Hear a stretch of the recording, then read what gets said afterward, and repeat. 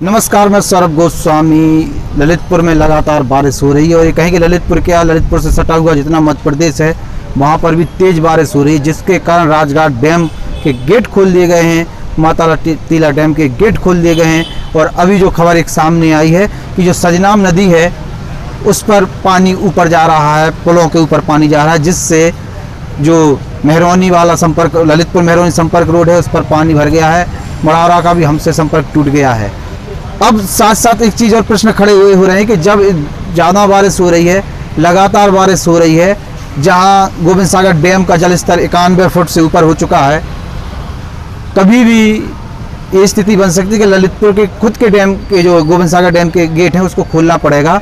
तो उनसे सटे हुए जो नदी के किनारे लोग रहते हैं उनके लिए अभी क्या तैयारियां प्रशासन द्वारा की गई हैं।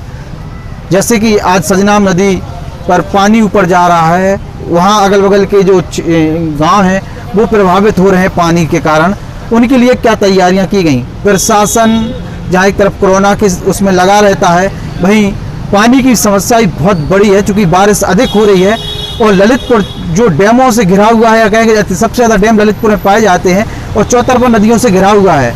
ऐसे में लोगों के लिए काफ़ी मुसीबत का सामना करना पड़ता है, काफ़ी समस्याएं होती हैं। लेकिन जिस तरीके की तैयारियां होनी चाहिए प्रशासन द्वारा, वो तैयारियां देखने को अभी तक नहीं मिली हैं, ना ही कुछ हो रहा है। केवल पुलिस को आगे करके क्या सभी समस्याओं का निदान हो सकता है, यह प्रश्न खड़ा होता है। और साथ साथ पानी इतना ज़्यादा है कि लगातार आप देख रहे हो कि ललितपुर की सड़कों की स्थिति कितनी खराब हो गई है। सड़कें पहले से ही खराब थी, नेता हो चाहे अधिकारी हो, सड़कें बनवाने में नाकाम रहे हैं, गड्ढे भराने में नाकाम रहे हैं। गड्ढे मुक्त का नारा तो दे दिया गया, लेकिन गड्ढे नहीं भराए गए हैं। साथ ही साथ ललितपुर नगर पालिका की बात करें, हमारे पीछे भी ललितपुर नगर पालिका की बिल्डिंग दिखाई दे रही होगी, इनकी भी एक बहुत अच्छी एक काम देखने को मिला है कि ये लोग गड्ढे भराने में ज़्यादा विश्वास नहीं रखते हैं, न रोड बनाने में ज़्यादा विश्वास रखते हैं। और पुरानी सड़कों पर ही नई सड़क बना दी, अब उसमें कितनी गुणवत्ता रही है, कितनी अनियमितता रही है, कितने नियम कायदे कानून का ध्यान रखा गया है, ये अधिकारियों को पता होगा। और नेता भी समझते हैं कि उन्होंने कहाँ क्या कितना बड़ा झोल कर दिया है। गड्ढे इतने ज़्यादा हो चुके हैं कि मुख्य शहर के जो रोड हैं उस पर आपको चलने में दिक्कत हो जाएगी।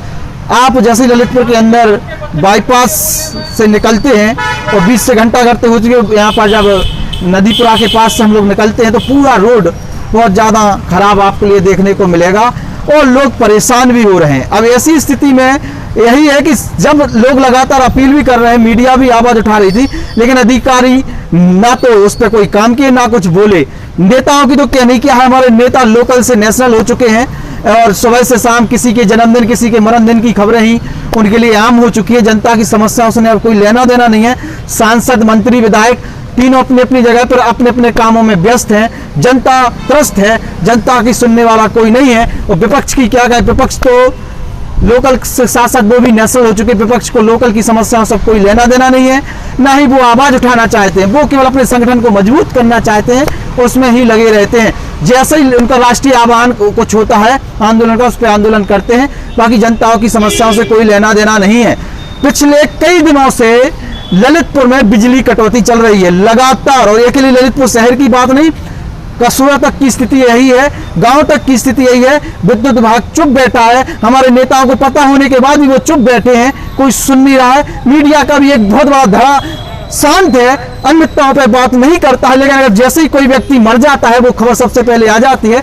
आप देख भी रहे होंगे कि जैसे ही एक्सीडेंट कुछ होता है, मरने की खबर होती है, वो ब्रेकिंग न्यूज की तरह हम लोगों के बीच में आती है। अच्छी बात है, लेकिन जनता की समस्याएं भी आप हमको उठाना है। लाइट नहीं आ रही, गड्ढे कितने बढ़ गए, पानी सही पीने को नहीं मिल रहा, ये तीन बहुत बड़ी समस्या है। लॉकडाउन के साथ साथ कोरोना के चक्कर में लोग घर में बैठे हैं, उन्हें बहुत दिक्कत हो रही है। दूसरी बात करेंगे शनिवार और रविवार के लॉकडाउन की।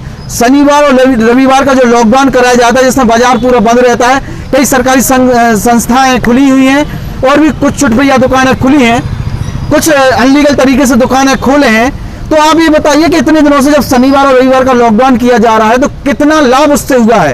एक तरफ कोरोना के केसेस 70, 75, 77 इस तरीके के डेली निकल रहे हैं। ऐसी स्थिति में ये कहा जाए, हजारों में हम बात कर रहे हैं, ऐसी स्थिति में हमें कहा जाए कि आप कोरोना को रोकने के लिए अगर आपने शनिवार और रविवार का लॉकडाउन किया है तो ये पूरी तरीके से विफल है।